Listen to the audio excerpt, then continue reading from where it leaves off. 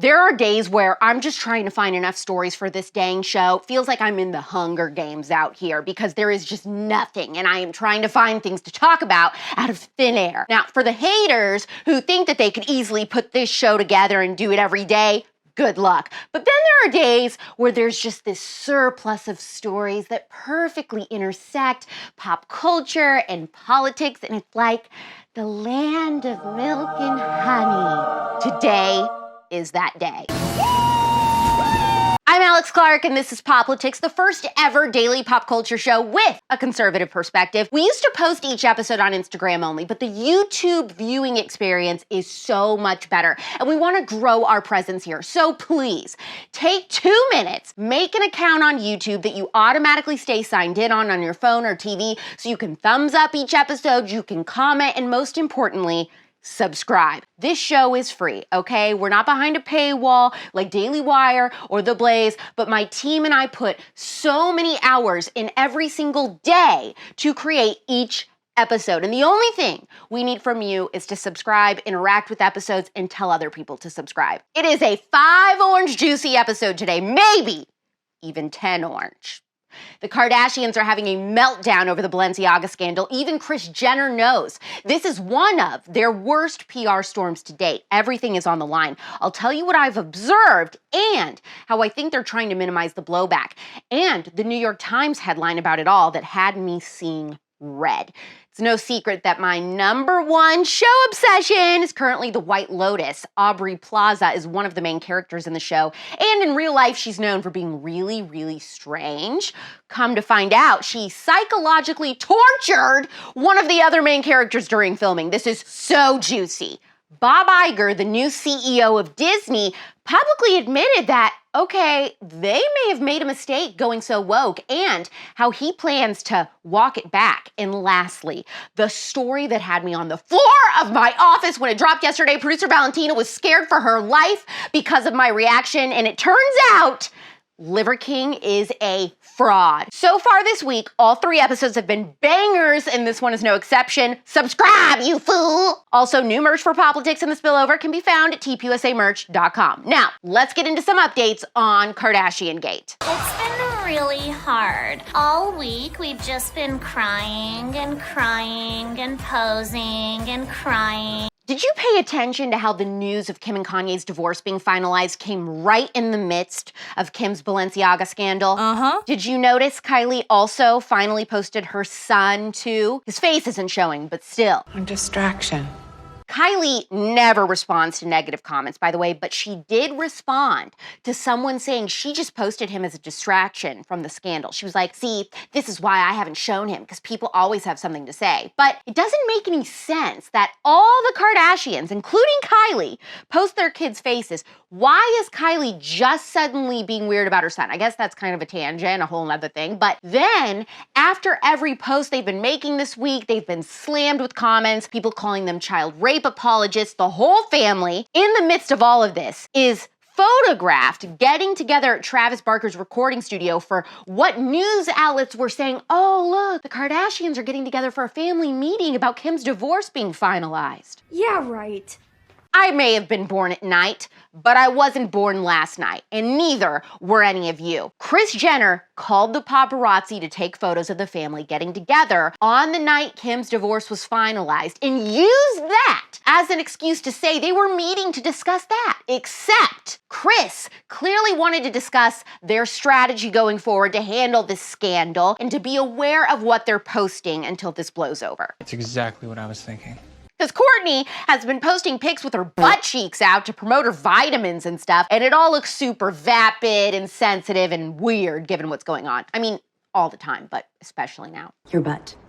Your butt is the bomb. And I mean, I've been angry, okay, because the story is awful, but I haven't been irate. That is, until I saw the New York Times try to cover up the entire scandal and say that conservatives were making up conspiracy theories about the Balenciaga photo shoot. Oh, no, she didn't. They're blaming Fox News, Tucker Carlson, and QAnon for this story getting attention, that we're making it up. They said that the explanation for the child porn documents being in the photo shoot was simply because They grabbed numerous prop boxes rented from a prop house, and the papers were just supposed to be fake office documents.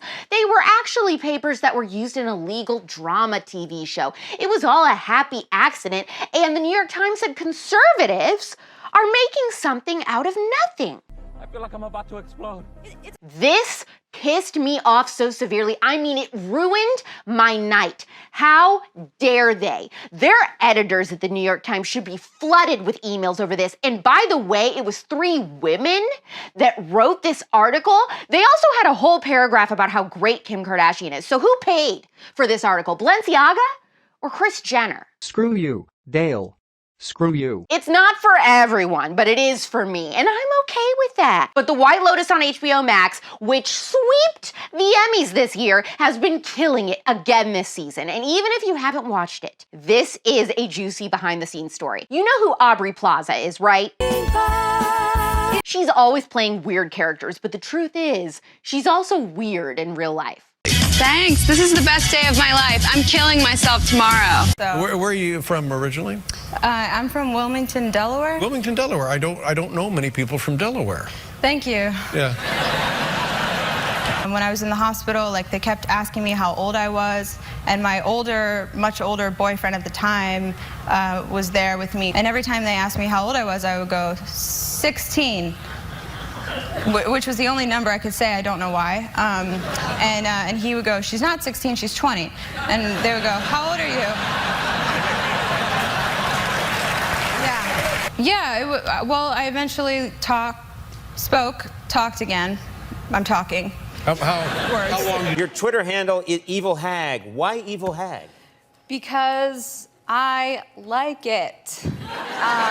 Not gonna lie, kind of obsessed with her. Okay, so this is what is hilarious. This is my favorite pop culture story of December already. I'm calling it now, day 1. There's another character on The White Lotus played by Adam DeMarco, and it's come out that Aubrey Plaza psychologically tortured him on set. My mother has all my baby teeth in her underwear drawer. What? In a new GQ interview where Aubrey looks freaking out of the world, by the way, she admitted the whole thing and Adam confirmed it. Yahoo summarized it, so I'll tell you what they said because this is just so great. Plaza gaslit DeMarco into thinking he was being harassed by an anonymous, malevolent witch. Stuck living on the set of the show's hotel, Plaza alleviated her own boredom by leaving reed diffusers arranged in a large Blair Witch-style symbol on the floor of DeMarco's dressing room and her own. She escalated the prank by slipping ominous messages that read, "Here lies so-and-so," under people's doors. It seems obvious even to someone with casual knowledge of her personality that obviously Aubrey Plaza was the culprit, but then she's also an actor. On top of targeting herself, Yahoo wrote, she also convinced DeMarco over bottles of red wine that it wasn't her. She continued to deny her involvement even when hotel staff provided video evidence of the sabotage. She said, "I was a suspicious character for these Italians. They thought I was sketchy," which I am. Adam was so innocent, like a baby bird. It was really sick what I was doing to him. I got him to the brink of a psychological break. Now, Adam DeMarco confirmed the whole thing, saying, "I was definitely questioning my reality for a while there. I didn't know who to trust. It was like murder on the Orient Express. Everyone was the murderer." Is this not the best story ever? Like, you don't get it. She's my new favorite person. And watch White Lotus! Not enough of you are following through on homework. The teacher is mad! Stay back, slut. Well, well, well, what do we have here? Disney has completely conceded the woke war. We won! At least we're close to it. Now lose it. Just lose it. Returning Disney CEO Bob Iger held his first town hall with Disney employees, and he says they're going to quiet things down politically and move toward neutrality in the culture war. Here's a virtual question. Many cast members had wished that Disney stayed out of politics. Will Disney stay out of making political statements? You know, I think there's a misperception here about what politics is. And I think that some of the subjects that have proven to be controversial as it relates to Disney have been branded political, and I don't necessarily believe they are. I don't think when you are telling stories and attempting to be a good citizen of the world that that's political. Just not how I view it. Do I like the company being embroiled in controversy? Of course not. It can be distracting, and it can have a negative impact on the company. And to the extent that I can work to kind of quiet things down, I'm going to do that. But I think it's important to put in perspective what some of these subjects are and not just simply brand them political. Then he expressed regret that Disney got involved in a high-profile fight with Governor DeSantis in Florida. That development occurred after I left the company. I was sorry to see us dragged into that battle. And I have no idea exactly what its ramifications are in terms of the business itself. What I can say is the state of Florida has been important to us for a long time, and we have been very important to the state of Florida. That is something I'm extremely mindful of and will articulate if I get the chance. In response to the so-called Don't Say Gay legislation, which obviously is not what that legislation said or did, but that's been covered 100 times, but I digress, Iger said Disney would still promote inclusion, but suggested that the company must strike a delicate balance and listen to its audience and have respect for the people that it's serving. Now, many conservatives believe this is Disney waving a white flag. Yes, he's trying to appease his psycho leftist employees, but the key here, you're about to hear from him, is that you also have to listen to your audience. He just sandwiched that in between a bunch of liberal mumbo jumbo to make sure everyone doesn't revolt. All right, another virtual question. What is your stance on the Don't Say Gay situation? Well, first of all, our LGBTQ employees are very important to us, and we care deeply about them. That is a given. Secondly, this company has been telling stories for 100 years, and those stories have had a meaningful, positive impact on the world. And one of the reasons they've had a meaningful, positive impact is because one of the core values of our storytelling is inclusion and acceptance and tolerance. And we can't lose that. We just can't lose that. I think about Black Panther and the impact that had on the world, or a film like Coco. I mean, I could go on, and how we actually change the world for the good. It must continue. We also, when you tell stories, it's a delicate balance. You're talking to an audience, but it's also important to listen to an audience. It's important to have respect for the people that you're serving, that you're trying to reach, and not have disdain for it. That said, we're not going to make everybody happy all the time, and we're not going to try to. And we're certainly not going to lessen our core values in order to make everybody happy all the time.